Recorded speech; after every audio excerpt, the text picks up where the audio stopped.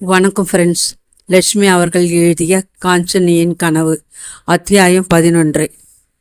செங்கை மடமங்கை நல்லாள், உந்தன் செங்கை பிடித்தவர் யாரடி என்று வாய்விட்டு உரத்து பாடிய காஞ்சனியின் குதூகலத்துடன் தயிர் கடைந்து கொண்டிருந்தால் கம்பராமாயணம் படித்து கொண்டிருந்த நீலமேகம் பிள்ளை.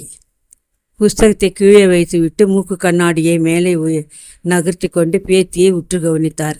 கடந்த சில நாட்களாக அவளது முகத்தில் புதுமையானதொரு எழில் பொங்கிக் கொண்டிருப்பதைக் கண்டு மனம் ஆச்சரியத்தில் ஆழ்ந்தது.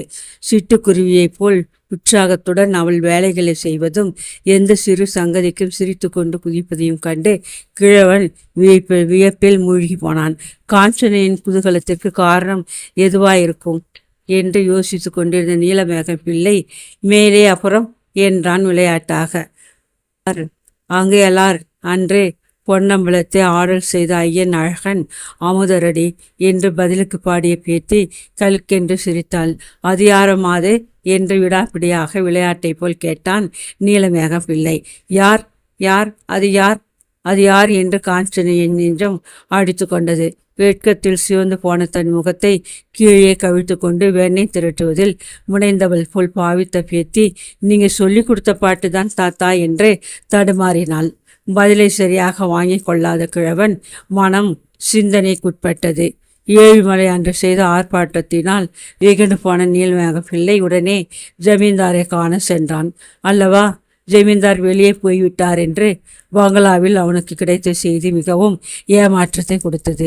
அலுப்புடன் வீடு திரும்பிய தாத்தாவிடம் காஞ்சனை உற்சாகத்துடன் ஓடி வந்து, தாத்தா, மாத்தூர் ஜமீன்தார் உங்களை பார்க்க வந்திருந்தார். ஏழுமலை செய்தது பிசுகின்னு மன்னிப்பு கேட்க தாமே வந்திருந்தார் என்றாள். கிழவனுக்கு ஆச்சரியம் தாங்க முடியவில்லை.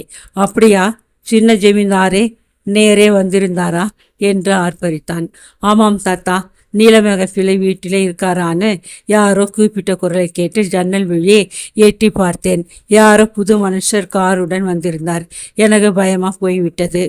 அப்புறம் என்ன வேணும்னு கேட்டேன் என்று விவரித்தாள் பேத்தி. நான் இல்லாது போயிட்டேனே என்று அங்கலாய்த்து கொண்டான் கிழவன். அடுத்த நாள் காலை சொல்லி வைத்தது போல் வாயிலில் வந்து நின்ற ஜமீன்தாரின் கார் சத்தத்தை கேட்டு நீலமேக பிள்ளை பதறிக்கொண்டு வாயிலில் போய் நின்றார். காரிலிருந்து இறங்கிய வாலிபனை கவனித்த கிழவனுக்கு தன் கண்களையே நம்ப முடியவில்லை. 15 வருஷங்களுக்கு முன் ஜமீனில் கணக்கெழுதி கொண்டிருக்கையில் சிறு பையனாக இருந்த புஷ்பநாதனுக்கும் இப்பொழுது தன் எதிரே வந்து நிற்கும் யவன புருஷனுக்கும் எத்தனை வித்தியாசம்! வாரிவிடப்பட்ட அலைகள் என நெளிந்து நிற்கும் தன் கிராப்பு தலையை நாசுக்காக ஒரு தடவை தடவி கொண்ட மாத்தூர் ஜமீன்தார், நீங்கள் தானே நீலமேகம் பிள்ளை என்று கேட்டதும் தான் கிழவனுக்கு பிரஞை வந்தது. ஆமாம், வாங்க உள்ளே என உபசரித்து அழைத்து சென்ற கிழவன், என்னை அடையாளம் தெரியவில்லையா உங்களுக்கு என்று கேட்டார் வியப்புடன். எத்தனை வருஷம் ஆச்சு பார்த்து, அதனால் தெரியவில்லை. உங்களுக்கும் என்னை தெரிந்திருக்காது. கிராமத்திற்கு நான் வருகிறதே அபூர்வம். வருஷத்தில் 9 மாதம் படிப்பிற்காக நகரத்திலே தங்க நேரிட்டது. அப்படி ஊருக்கு வந்தாலும் நான் இந்த கிராமத்து பக்கம் வருவது துர்லபம். உங்களுக்கு என்னை அடையாளம் தெரியவில்லை, எனக்கும் உங்களை சட்டென புரிந்து கொள்ள முடியவில்லை என்று சகஜமாக பேசிய புஷ்பநாதனின் கண்கள் கூடத்தின் பல பக்கங்களையும் ஆராய்ந்து கொண்டிருந்தன. சமையல் அறையின் ஒரு கிழித்த கதவடிக்கிலே தெரிந்த கருப்பு கண்ணாடி வலை அணிந்த கரத்தை கண்டதும் அவனது முகம் பிரகாசமடைந்தது. சற்றென்று கிழவன் உபசரித்து காட்டி ஒடிந்த நாட்காலியில் உட்கார்ந்து கொண்டான். ஏழுமலை செய்த பிசுகிற்காக தான் வருந்துவதாக மிகவும் எளிய தோரணையில் பேசிய ஜெமீன்தார், முடிவில் இந்த வீட்டில் நீங்கள், உங்களுடைய மனைவி, இன்னும் எத்தனை பேர் வசிக்கிறீர்கள் என்று குறிப்பாக கேட்டான். என் பெண் ஜாதி இருந்து ரொம்ப நாளாச்சு. நானும் என் பேரனும் பேத்தியும் இருக்கிறோம் என்று கிழவன் அடக்கமாக பதில் அளித்தான். புஷ்பநாதன் அதோடு விடவில்லை. உங்களுடைய பேரன் வெளியே போயிருக்கிறாரா என்று மேலே கேட்டான். இல்லை, பேரன் பட்டணத்தில் டாக்டர் வேலை பார்த்து கொண்டிருக்கிறான். பேத்தியும் நானும் தான் இந்த வீட்டிலே தற்சமயம் இருக்கிறோம் என்று கிழவன் பெருமையுடன் சொன்னான். உங்கள் பேத்தி புருஷன் வீட்டுக்கு போய்விட்டால் நீங்கள் தன்னந்தனியாக அல்லவா இருக்க நேரிடம் என்று ஆச்சரியப்பட்டான் புஷ்பநாதன். இன்னும் அவளை கட்டி கொடுக்கவில்லை. அவளுக்கு கல்யாணமாகிவிட்டால் நான் ஒருத்தன் தான் இந்த வீட்டில் என்று கிழவன் பெருமூச்சறிந்தான். தன்னை பற்றிய சபாஷணையை கேட்ட காஞ்சனையின் நெஞ்சு படப்படுத்தது. அவள் உடல் முழுவதும் ஊப்பென்று உயர்த்தது. ஜெமீன்தார் விடை பெற்றுக்கொண்டு வெளியே செல்லும் முன், இந்த வீட்டில் ரிப்பேர் ஏதாவது இருந்தால் சொல்லுங்கள், சரிப்படுத்தி செய்கிறேன். எங்கள் அப்பாவுக்கு கணக்கு எழுதிய பழைய கணக்கு பிள்ளை அல்லவா நீங்கள்? உங்களுக்கு சௌகரியம் செய்து தர வேண்டியது எங்கள் கடமை என்று பகட்டாக சொன்னான். காருக்குள் ஏறி உட்கார திரும்பிய புஷ்பநாதன் வாய்ப்புற ஜன்னலை நோக்கினான். பளிரென்று மின்னலை போல் தோன்றி மறைந்த காஞ்சனியின் முகம் அவனை ஒரு கணம் ஸ்தம்பிக்க வைத்தது. அவன் சென்றதும் உள்ளே திரும்பி வந்த நீலமேகம் பிள்ளை, காஞ்சனா, ஜெமீன்தார் அவங்க அப்பாவை போலவே நல்ல தாராள மனசுக்காரர் தான் என்று சொல்லி ஆச்சரியப்பட்டான். ஆமாம், ரொம்ப நல்லவர் போலிருக்கு என்று சொன்ன பேத்தியின் முகத்தை கவனித்த கிழவன் மிக்க குழப்பமடைந்து போனான். குங்குமம் என காஞ்சனின் முகம் சிவந்து போயிருந்தது. அதற்கு பிறகு புஷ்பநாதன் ஒரு வாரத்திற்குள் 7-8 தடவைகள் அங்கே வந்து விட்டான். ஒரு நாளைக்கு குடிக்க நல்ல தண்ணீர் கிடைக்குமா என்று கேட்டுக்கொண்டு வந்தான். காஞ்சனை அவசரமாக தயார் செய்த காஃபியை கிழவன் கொடுத்து உபசரித்தான். இன்னொரு நாள் களத்து மேட்டு வெயில் தாங்கவில்லை என்று இலைப்பார வந்ததாக சொல்லிக்கொண்டு வாயில் திணையில் வந்து உட்கார்ந்து கொண்டான். ஒவ்வொரு தடவையும் ஜெமீன்தார் திரும்பி போகும் முன் வாசல் ஜன்னலை ஒரு முறை ஆவலுடன் கவனிக்க தவறியதில்லை. அண்ணனை தவிர வேறு இளம் புருஷர்களை பார்த்தறியாத காஞ்சனியின் பேதை உள்ளத்திற்குள் புஷ்பநாதன் விரைவில் புகுந்து கொண்டு விட்டான். தான் ஒரு ஏழை பெண், அவன் ஒரு ஜெமீன்தார் என்ற வித்தியாசம் அவளுக்கு மறந்துவிட்டது. தன் தரிசனத்திற்காக அவளுடன் அவன் ஜன்னல் பக்கம் திரும்பும் போதெல்லாம் காஞ்சனை மெய் சிலிர்த்து போனாள். புஷ்பநாதன் தன்னை கவனிக்க முயற்சிக்கிறான் என்ற அந்த ஒரு சிறு விஷயம் அவளை ஆனந்தத்தில் ஆழ்த்தியது. அன்றிலிருந்து காஞ்சனை ஒரு புது பெண்ணாக மாறிவிட்டாள். முகத்திலே அலாதியானதொரு சோபை, கண்களில் ஒரு மகிழ்ச்சி, நடையிலே ஒரு துடிப்பு, சிரிப்பிலே ஒரு பொது துணி, இப்படி பல மாறுதல்கள் தென்பட்டன.